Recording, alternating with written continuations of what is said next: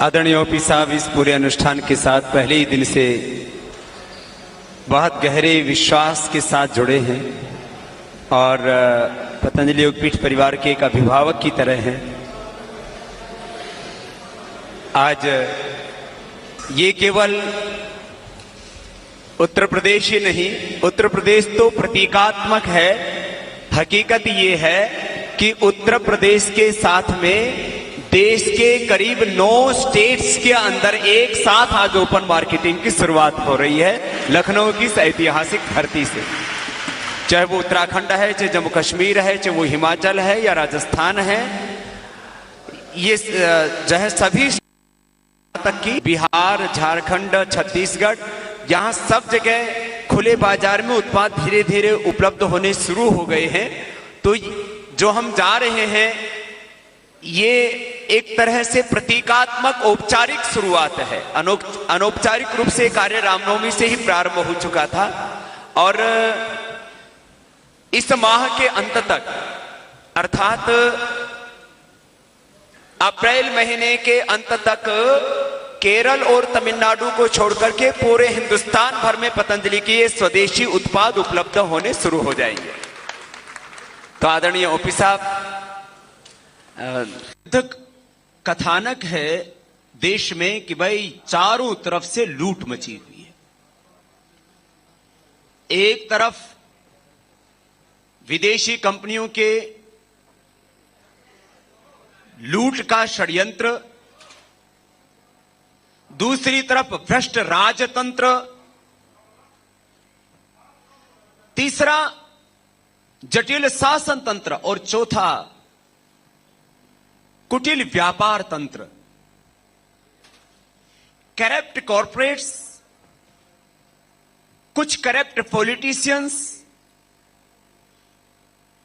Corrupt bureaucrats और जो भी उसके अंदर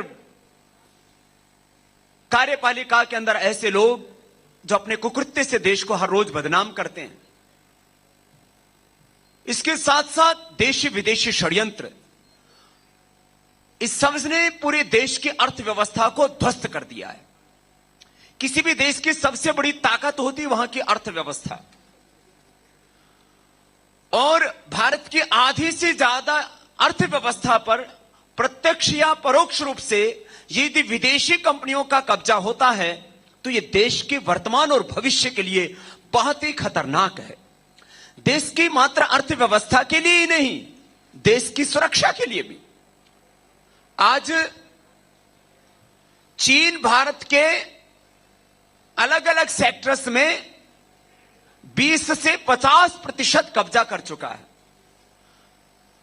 दीपावली हमारी है, लेकिन उस पर करीब करीब 80%, 90% जो लाइटिंग प्रयोग हो रही है वो विदेशी है।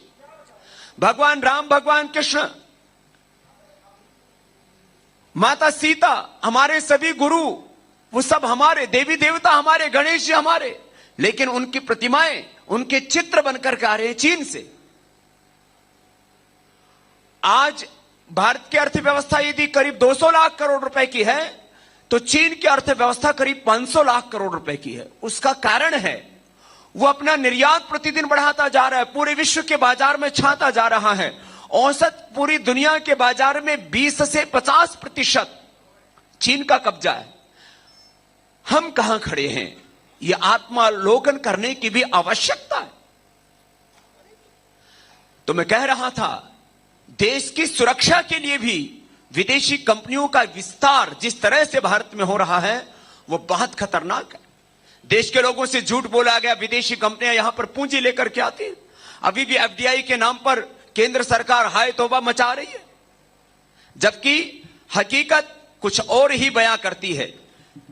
हकीकत यह है कि हमारे देश में यदि हम एफडीआई की बात करें तो जो केंद्र सरकार के सर्वे हैं, इकोनॉमिक सर्वे हैं, वो ये कहते हैं कि भारत में 1,40,00,000 रिटेलर्स हैं और उसमें 6.5 यही मात्र ऑर्गेनाइज हैं, बाकी 93.5 ये अनऑर्गेनाइज सेक्टर में काम कर रहे हैं। पूरे देश की अर्थव्यवस्था का बहुत बड़ा हिस्सा हमारी टोटल सेल्स का करीब 44% वो रिटेल मार्केट से आता है। अभी ये रिटेल मार्केट करीब 22,50,000 करोड़ रुपए का है, जो आने वाले 8 से 10 वर्षों में करीब 50 लाख करोड़ रुपए का होने वाला है। अब ये सारा का सारा बाजार विदेशी कंपनियों को सौंपने की तैयारी है। इस पूरी प्रक्रिया में प्रत्यक्ष रूप से करीब 10 करोड़ लोगों को रोजगार मिला हुआ है।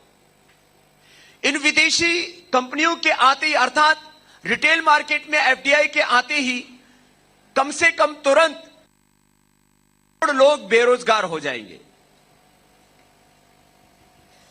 एक सीधा सा प्रश्न है, जब पैसा हमारा, दिमाग हमारा, दुकान हमारी, दुकानदार हमारे, ग्राहक हमारे, उपभोक्ता, उस सामान को बनाने वाली भी हमारी फैक्ट्रियां, सामान सब हमारे, फिर नाम विदेशी कंपनियां विदेशी क्यों? कोई भी विदेशी कंपनी पूंजी लेकर के आती है, यह 99% झूठ है। मैंने इसका सर्वे करवाया आज से करीब 90 साल पहले से।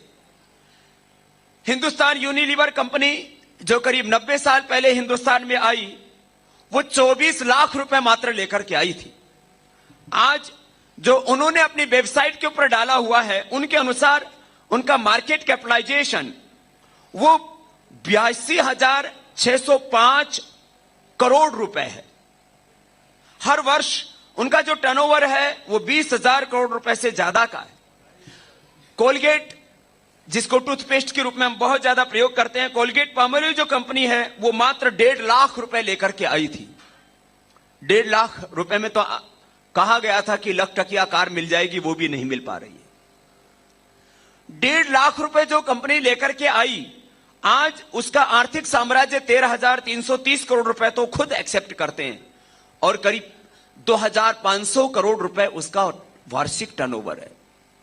विदेशी कंपनियां पूंजी लेकर के आती हैं या तकनीकी लेकर के आती हैं, विदेशी कंपनियां निर्यात को बढ़ाती हैं, प्रतिस्पर्धा को बढ़ाती हैं, विदेशी कंपनियां रोजगार को बढ़ाती हैं। इस तरह के झूठ बोल करके इस पूरे देश को लूटा गया, और अब तक भी हम लूट रहे हैं।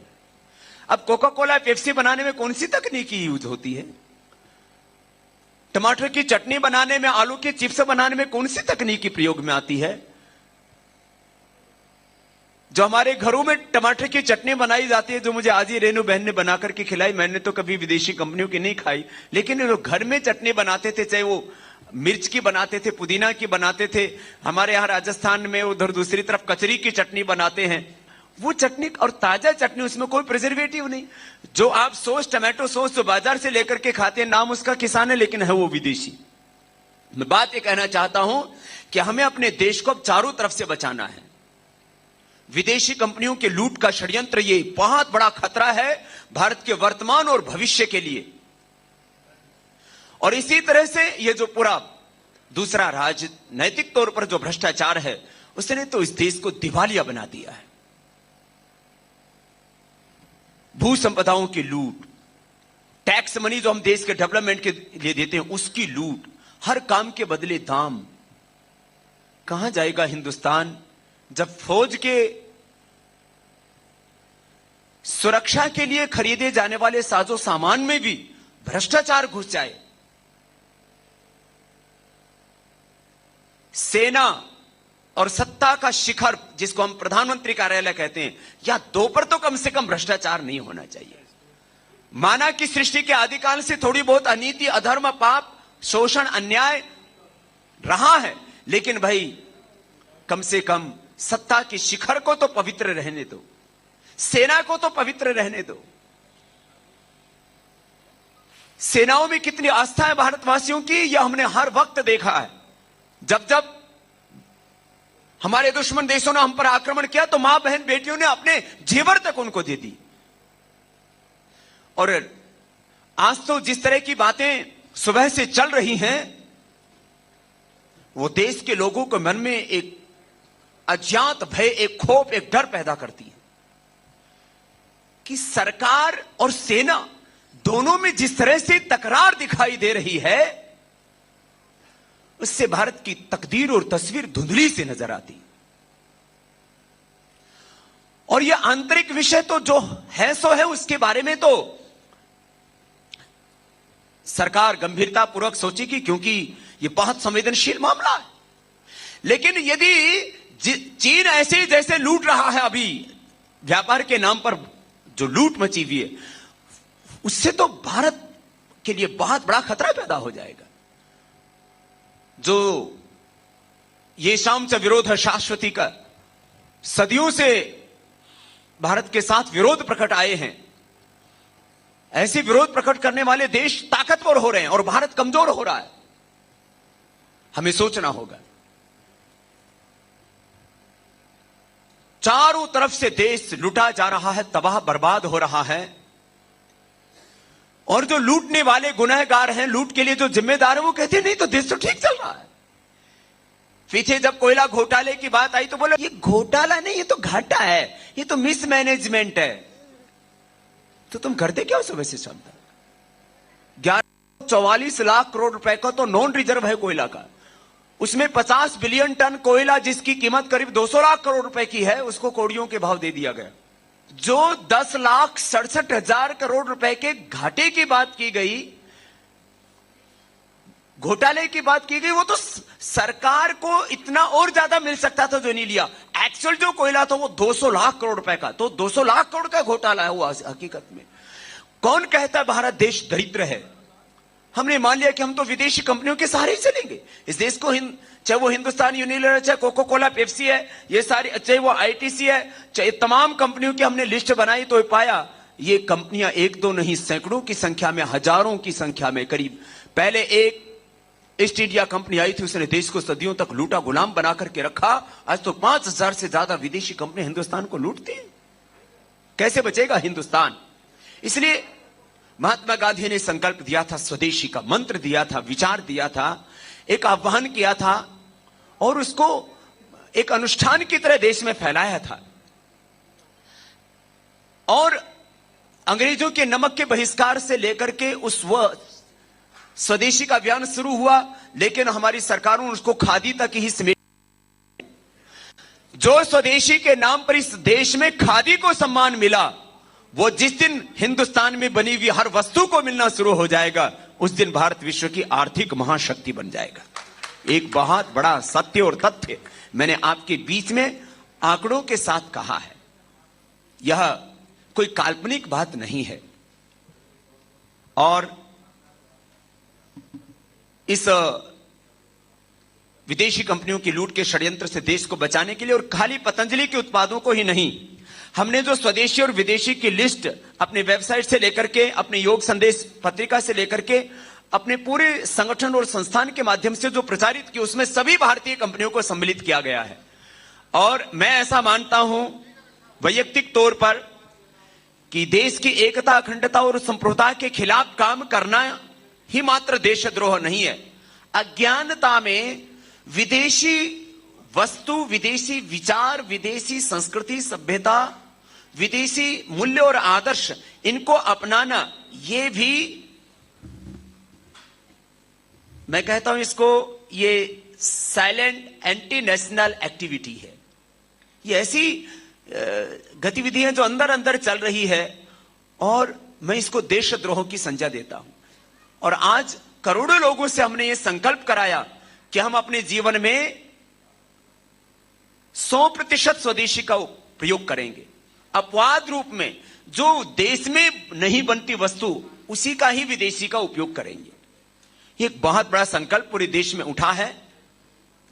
इस स्वदेशी के अभियान से मात्र वस्तु ही नहीं, विचार, संस्कृति, सभ्यता, मूल्य और आदर्श जुड़े हैं। महात्मा गांधी जी, जिन्होंने एक हिंद स्वराज के नाम से एक पुस्तक लिखी, इसमें बार बार कहा है और हमें आगाह किया है, जो हमारे भारतीयों के मन में एक कुंठा पैदा हो गई है कि जो भी अच्छा है वो विदेश से आया है और जो बुरा है वो अपना है। महात्मा गांधी जी इसके ठीक विपरीत कहते हैं। वो कहते हैं ये पाश्चात्य, ये विदेशी अपसंस्कृति, ये शैतानी चांडाल सभ्यता जहां नहीं पहुंची है, वहां का हिंदुस्तान आज अच्छा है, उनके सामने आप ये विदेशी संस्कृति सभ्यता की ढोंग की बातें करेंगे तो वो आपकी हंसी उड़ाएंगे। उस पर न तो अंग्रेज राज करते हैं, न ये विदेशी कंपनियां राज कर सकेंगी। हमें हिंदुस्तान की सभ्यता और संस्कृति नीति को मजबूत करने की है। पश्चिम की सभ्यता का झुकाव अनीति को मजबूत करने की ओर है। इसलिए मैंने उसे हानिकारक कहा है। पश्चिमी सभ्यता निरीश्वरवादी है, नास्तिकतावादी है। हिंदुस्तान की सभ्यता में ईश्वर को हम सर्वोपरि मानते हैं। यूं समझकर, ऐसी श्रद्धा रखकर हिंदुस्तान के हित चिंतकों को चाहिए कि वे हिंदुस्तानी संस्कृति, सभ्यता, जीवन शैली, विचार, आदर्श और मूल्यों को ऐसे ही संजो के रखें जैसे बच्चा अपनी मां से चिपका रहता है, वैसे अपने स्वदेशी संस्कृति, सभ्यता और विचार से हम चिपके रहे। ये महात्मा गांधी के विचार थे। अब महात्मा गांधी जी तो यहां तक कहते थे कि अंग्रेज इस देश में रहना चाहें तो रह सकते, लेकिन हिंदुस्तानी बनकर के। अंग्रेज अपनी सभ्यता के साथ यह रहना चाहेंगे तो उनके लिए हिंदुस्तान में जगह नहीं है। माने ऐसी जिनके मन में संकल्पना थी अपनी संस्कृति, अपनी भाषा, अपने मूल्यों और आदर्शों को लेकर के, वो कहते थे पश्चिमी सभ्यता को निकालकर बाहर फेंक देना चाहिए, तब ये सब कुछ अपने आप ठीक हो जाएगा। उन्होंने बार बार कहा कि अपनी भाषा, अपनी संस्कृति और सभ्यता सर्वोपरि है। हमें अपनी सभी भाषाओं को उज्जवल, शानदार बनाना चाहिए। हमें अपनी भाषा में ही शिक्षा लेनी चाहिए। इसकी क्या मायने हैं, यह इसे ज्यादा समझने के लिए आवश्यकता नहीं है। जो अंग्रेजी पुस्तकें काम की हैं, उनका हमें अपनी भाषा में अनुवाद करना होगा। बहुत से शास्त्र सीखने का दंभ और वहम हमें छोड़ना होगा। मेरा कहने का तात्पर्य, महात्मा गांधी जी बार बार कहते थे कि जो है हमें ये जो विदेशी अपसंस्कृति है, इससे हिंदुस्तान को बचाना होगा सब तरह से। तो हमने केवल वस्तु परक नहीं, पूरे विचार परक इस स्वदेशी को स्वीकार किया और इसको गांव गांव तक लेकर के जा रहे हैं। महात्मा गांधी जी कहते थे, हम अंग्रेजों से द्वेष नहीं करते, लेकिन जो अंग्रेजियत इस देश में आ गई है उसको हम कतई बर्दाश्त नहीं कर सकते। वर्ष 2012 विक्रम संवत 2069 के हमारे दो सबसे बड़े लक्ष्य हैं। एक, स्वदेशी के संकल्प को 6,38,365 गांव तक लेकर के जाना और एक वर्ष के भीतर भीतर कम से कम 1 लाख से ज्यादा स्वदेशी केंद्र खोलना। और हम इस लक्ष्य में बहुत जल्दी ही कामयाब हो जाएंगे। स्वदेशी प्रचारकों के माध्यम से, पूर्णकालिक कार्यकर्ताओं के माध्यम से इस काम को हम आगे बढ़ा रहे हैं। और स्वदेशी के संकल्प के साथ, सेवा के संकल्प के साथ उनको निरोगी, निर्व्यसनी बनाने के साथ साथ, उनको एक सच्चा इंसान बनाने के साथ साथ, सच्चा देशभक्त हिंदुस्तानी बनाने के साथ साथ, गांव गांव में काले धन, भ्रष्टाचार और भ्रष्ट व्यवस्था के खिलाफ आंदोलन करने वाले कार्यकर्ताओं का समूह तैयार करना। यह काम रामनवमी से प्रारंभ हो चुका है। और एक तरफ सेवा और दूसरी तरफ आंदोलन, ये दोहरी भूमिका के साथ, दोहरे दायित्व के साथ लाखों नहीं करोड़ों वो कार्यकर्ता जो मुझसे हृदय से प्रेम करते हैं, वो सब इस काम में लग चुके हैं। और आंदोलन भी साथ साथ चलेगा, सेवा भी साथ साथ चलेगी। और जब तक देश के अंतिम व्यक्ति तक ये स्वदेशी का संकल्प नहीं पहुंच जाएगा और भारत का लूटा हुआ करीब 400 लाख करोड़ रुपए वो वापस मिल जाएगा, और आगे से करीब 10 से 20 हजार लाख करोड़ रुपए की तो भू संपदाएं हैं, उनको ना लूटे ये बेईमान लोग, इसका इंतजाम जब तक नहीं हो जाएगा, जब तक ये भ्रष्टाचार नहीं मिटेगा और भ्रष्ट व्यवस्था नहीं खत्म होगी, तब तक स्वामी रामदेव और उससे प्रेम करने वाले और देश से प्रेम करने वाले लोग अब चुप नहीं बैठेंगे, चैन से नहीं बैठेंगे। यह अभियान ऐसे ही आगे बढ़ता रहेगा। और एक बात मैं और कहना चाहता हूं, जब हमने स्वदेशी की बात की तो कुछ लोगों ने प्रायोजित तरीके से प्रचार किया कि पतंजलि के उत्पाद, दिव्य फार्मेसी के उत्पाद, और पतंजलि और दिव्य फार्मेसी से तो बाद में बोलते हैं बाबा के उत्पाद महंगे हैं, जैसे बाबा कोई फैक्ट्री हो। लेकिन एक बात मैं आपके सामने रखना चाहता हूं, हमने अपनी वेबसाइट के ऊपर भी ये सूचनाएं डाली हुई हैं और कोई भी ये अभी भी ये सूची ले सकता है। हमने विदेशी कंपनियों के साथ अपनी तुलनात्मक सूची प्रस्तुत की है और पूरे देश के गांव-गांव तक इसको लेकर के जा रहे हैं। जो विदेशी कंपनियां इस देश के अंदर साबुन, शैंपू, टूथपेस्ट से लेकर के हमारे रोजमर्रा की चीजें बनाती, उनसे लेकर के सारी औषधियों की सूची प्रस्तुत की है। हमारे औषधियों के बारे में मैं आपसे कहना चाहूंगा, जो महर्षि चरक, सुश्रुत और धन्वंतरी आदि जो ऋषियों ने जिस प्रक्रिया की बात की है, जिस शुद्धता गुणवत्ता की बात की है, प्रामाणिकता की बात की, उसी शुद्धता गुणवत्ता और प्रामाणिकता के साथ औषधियां बनाते हुए 30% से लेकर के ये सभी औषधियां 1647% सस्ती हैं। ये कोई भी देख सकता है, पूरी तथ्यों और प्रमाणों के साथ में इस बात को कह रहा हूं। औषधियां 30 से लेकर के 1647% सस्ती, और जो रूटीन प्रोडक्ट्स हैं, डेली रूटीन लाइफ में जो हम प्रयोग करते हैं, मसालों से लेकर के नमक, आटे से लेकर के साबुन, शैंपू, टूथपेस्ट तक, ये 44% से लेकर के 766% सस्ती हैं। दुनिया में कोई ऐसा संस्थान नहीं जो इतना सस्ता और इतना अच्छा उत्पाद उपलब्ध कराता हो। इसलिए हम कहते हैं यह हमारी विशुद्ध रूप से सेवा है। और एक खास बात, क्रिया से जो भी कुछ लाभांश मिलता है उसका 100% उपयोग राष्ट्र की सेवा में होता है। अपने स्वार्थ के लिए, अपने सुख सुविधा के लिए 1 रुपए का भी इस्तेमाल न श्रद्धेय आचार्य बालकृष्ण जी करते हैं, न बाबा रामदेव करता है। तो ये वही संकल्प है जो महात्मा गांधी ने शुरू किया था, स्वदेशी का। लेकिन महात्मा गांधी जी जब स्वदेशी की बात करते हैं तब हम उनको राष्ट्रपिता का खिताब देते हैं। लखनऊ की एक बेटी ने ये प्रश्न पूछ के यद्यपि सरकार को उलझन में डाल दिया कि उनको ये सम्मान, ये खिताब कैसे और कहां दिया गया था, लेकिन ये देश के लोगों के दिलों में उनके प्रति एक सम्मान है। जब वो स्वदेशी का काम करते हैं तो हम उनको राष्ट्रपिता का सम्मान देते हैं। हम राष्ट्रपुत्र होकर के जब इस स्वदेशी का काम करते हैं तब हमारे ऊपर बहुत तरह की टिप्पणियां की जाती हैं, लेकिन हम टिप्पणियों की परवाह नहीं करते और इस स्वदेशी के काम को प्राणार्पण से हम आगे बढ़ाएंगे। और जैसे अंग्रेज इस देश से 15 अगस्त 1947 की रात को 12 बजे भाग करके गए थे, ऐसे इन विदेशी कंपनियों को खदेड़ के भारत से बाहर भगाएंगे। विदेशी कंपनियों ही नहीं, ये विदेशी कंपनियां खाली उत्पाद ही नहीं बेचती, अब एक बहुत बड़ी अपसंस्कृति वहां का कचरा भी लेकर के आती हैं, जो बहुत बड़ा खतरा है हिंदुस्तान के लिए। और बस मैं एक बात और इसके साथ कहता हुआ अपनी बात पूरी करता हूं। स्वदेशी के अभियान में स्वदेशी धन भी है, स्वदेश का धन।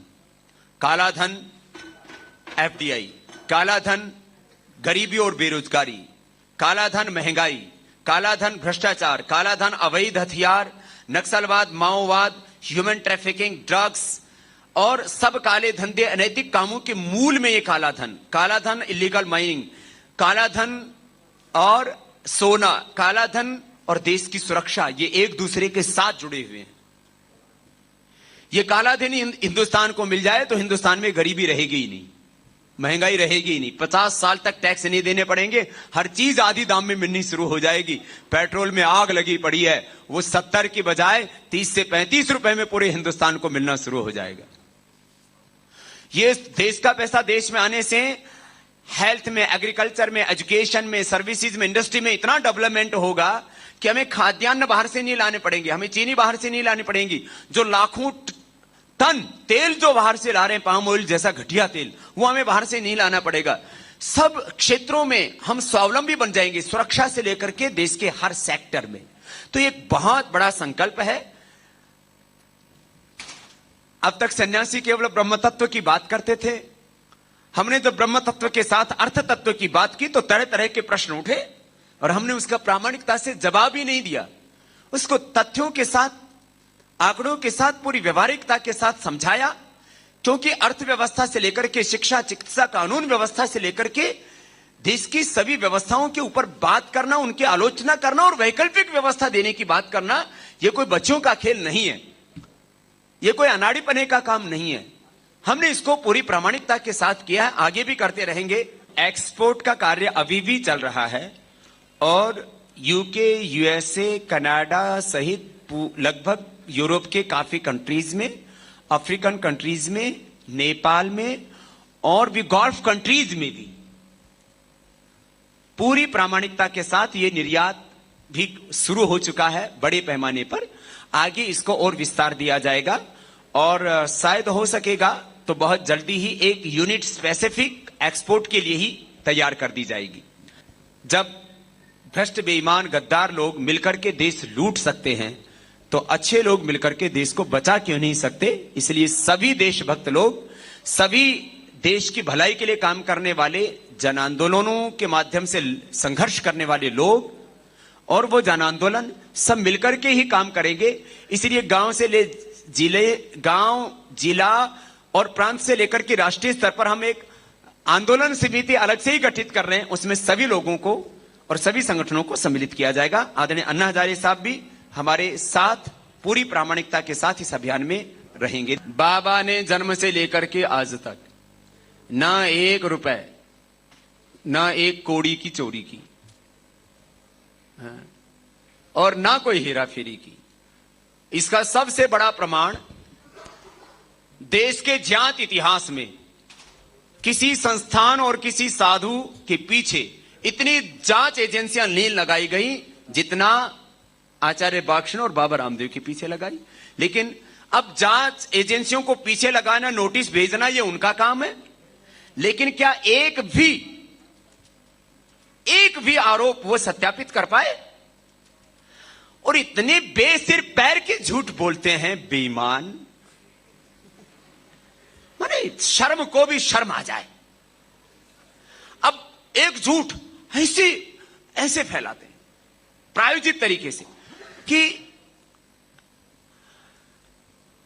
पतंजलि की गाड़ी बिना बिल के पकड़ी गई।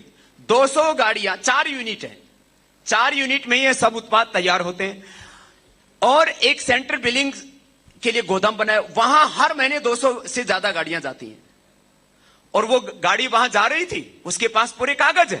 हमने केस किया उसके ऊपर कि ऐसे झूठ प्रचारित करके क्यों बदनाम करने की कोशिश करते हैं। ये पेपर है, ये सारे प्रेस और मीडिया को भी हमने उसको उपलब्ध कराया। तो बिना सिर पैर के झूठे आरोप षड्यंत्र के तहत ये लगाते जा रहे हैं, पूरा हिंदुस्तान भी देख रहा है। हम तो कहते हैं ये जितना हमें सताएंगे उतना ही इस देश के लिए शुभ होगा। थोड़ी देर के लिए हमें धैर्य रखना होता है, हम उसको रखे हुए हैं। इनकी बुद्धि भ्रष्ट हो चुकी है और भगवान करे ये ऐसे रोज रोज ये काम ऐसे ही करते रहें जिससे कि ये अभियान और ज्यादा ताकत के साथ आगे बढ़ता रहे।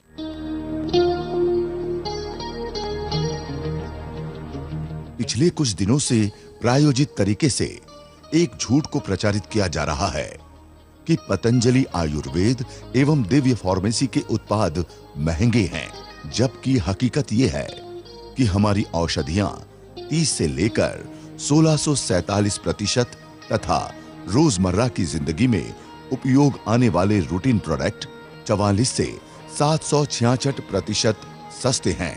हम आपके लिए पूरे तथ्यों एवं आंकड़ों के साथ पूरी जानकारी प्रस्तुत कर रहे हैं। पूरे विश्व में व्यापार के नाम पर अत्याचार करने वाली विदेशी कंपनियां यदि अपने साबुन, shampoo, cream, lotion, gel, powder व टूथपेस्ट आदि में नाम मात्र भी जड़ी बूटी मिला देती है, जैसे आंवला, एलोवेरा, नीम, तुलसी, हल्दी, चंदन आदि कोई भी जड़ी बूटी मिला देती है, तो उस उत्पाद प्रोडक्ट का सामान्य साबुन, शैम्पू, टूथपेस्ट आदि की तुलना में कम से कम 5 से 10 गुना अधिक कर देती है। जबकि हमने अपने एक एक उत्पाद में 10 से लेकर 20 अत्यंत लाभकारी शुद्ध जड़ी बूटियों को भरपूर मात्रा में अपने उत्पादों में डाला है। और उसके बावजूद हमारे सभी हर्बल कॉस्मेटिक्स व फूड सप्लीमेंट्स विदेशी कंपनियों के केमिकल से निर्मित उत्पादों से भी औसतन 30% सस्ती हैं। यदि इतनी जड़ी बूटियों के साथ ये विदेशी कंपनियां अपनी ये उत्पाद बनाती हैं, तो वो 500 से 1000% अर्थात 5 से 10 गुना मूल्य पर उपलब्ध कराती हैं। बहुराष्ट्रीय कंपनियां आदि के बिना जड़ी बूटी के केवल अप्राकृतिक व कई बार जहरीले खतरनाक केमिकल से बने हुए उत्पादों के साथ पतंजलि आयुर्वेद के 13 से 15 जड़ी बूटियों व नैसर्गिक पदार्थों से युक्त उत्पादों की तुलनात्मक मूल्य सूची नीचे दी जा रही है। मेरा हो मन स्वदेशी, मेरा हो तन स्वदेशी, मेरा हो मन स्वदेशी, मेरा हो तन स्वदेशी। मर जाऊं तो भी मेरा, मर जाऊं तो भी मेरा, होवे कफन स्वदेशी। मेरा हो मन स्वदेशी, मेरा हो तन स्वदेशी। जो गाँव में बना हो और गाँव में खपा हो, जो गाँव में बना हो और गाँव में खपा हो, जो गाँव को बसाए, जो गाँव को बसाए, वह गाँव है स्वदेशी। मेरा हो मन स्वदेशी। आयुर्वेद की जिन कंपनियों के साथ हम तुलनात्मक सूची प्रस्तुत कर रहे हैं, ये विदेशी कंपनियां नहीं हैं, परंतु कोई भी विदेशी कंपनी आयुर्वेद की इन औषधियों का निर्माण नहीं कर रही है। इसलिए हमें स्वदेशी कंपनियों के साथ ये तुलनात्मक सूची प्रस्तुत करनी पड़ रही है, जिससे कि प्रायोजित तरीके से जो ये भ्रम फैलाया जा रहा है कि आश्रम की औषधियां महंगी है, इस षड्यंत्र का पर्दाफाश हो सके। यहाँ तुलनात्मक मूल्य सूची प्रस्तुत की जा रही है, जिससे आप हमारे सेवा कार्य का आर्थिक मूल्यांकन कर सकें। मेरा हो मन स्वदेशी, मेरा हो तन स्वदेशी, मेरा हो मन स्वदेशी, मेरा हो तन स्वदेशी। मर जाऊं तो भी मेरा, मर जाऊं तो भी मेरा, होवे कफन स्वदेशी। मेरा हो मन स्वदेशी, मेरा हो तन स्वदेशी। मर जाऊं तो भी मेरा, मर जाऊं तो भी मेरा, होवे कफन स्वदेशी। मेरा हो मन स्वदेशी, मेरा हो तन स्वदेशी, मेरा हो मन स्वदेशी, मेरा हो तन स्वदेशी, मेरा मन स्वदेशी।